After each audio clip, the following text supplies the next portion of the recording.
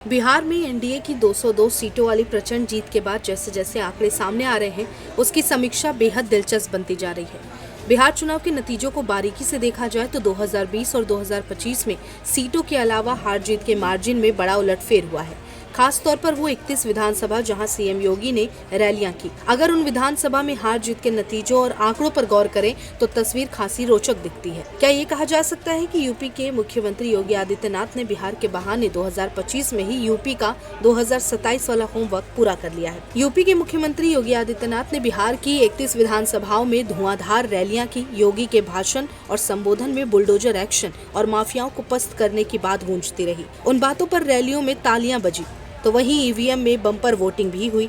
UP के बाद बिहार में भी योगी आदित्यनाथ की माफियाओं और बदमाशों पर सख्त छवि का असर साफ दिख रहा था। रैलियों में जुटने वाली भीड़ योगी के संबोधन के बाद हाथ हिलाकर समर्थन देती रही तो वहीं जनता ने ईवीएम में अपना वोट देकर एनडीए को प्रचंड जीत देकर मजबूत सरकार की भूमिका तय कर दी। मुख्यमंत्री योगी की रैलियों के बाद न केवल माहौल बदला बल्कि जन विश्वास भी बढ़ा। यूपी के मुख्यमंत्री योगी आदित्यनाथ ने जिन 31 विधानसभा सीटों पर रैलियां की, वहां जीत के आंकड़े काफी सकारात्मक संदेश देते दिखे।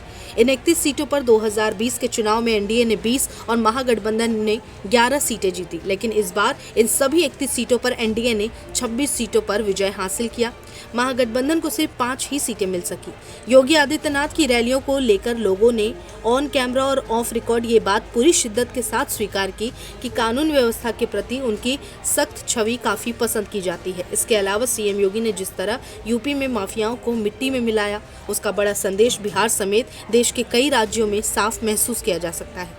बिहार में चुनावी रैलियों के बाद आए नतीजे इसकी गवाही दे रहे हैं। योगी की बुलडोजर ब्रांड वाली राजनीति को बिहार के लोगों ने कुछ खास वजहों से पसंद किया। दरअसल 90 के दशक में बिहार की कानून व्यवस्था खस्ता हाल थी। उन दौर में यूपी की सीमा वाले करीब 10 से 12 जिलों से लोग पूर्वांचल में आकर बसने लगे।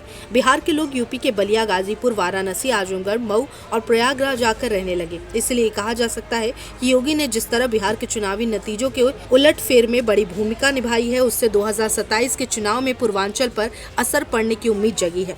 यूपी के पूर्वांचल में बीजेपी के लिए जातिगत चुनौतियां काफी मुश्किल स्थिति पैदा करती हैं। लोकसभा चुनाव से लेकर विधानसभा चुनाव तक बीजेपी के क्षेत्रीय दल सामने आए, उसने ये साबित कर दिया है कि बीजेपी और योगी दोनों पर जन विश्वास बढ़ा है। मुख्यमंत्री योगी और यूपी बीजेपी के लिए बिहार के चुनावी नतीजों के मायने इसलिए अहम हो जाते हैं क्योंकि पूर्वांचल में बिहार के लोगों के तमाम कारोबार, व्यापार, रिश्तेदार, शादियां और सांस्कृतिक परिवेश काफी हद तक घुला मिला हुआ है। इसलिए बिहार के चुनावी नतीजों के मायने ये हैं कि जब वहां के लोगों ने सीएम योगी पर मुहर लगा दी तो यूपी के पूर्वांचल में भी 2027 की चुनावी हवा का रुख बदलना आसान हो सकेगा।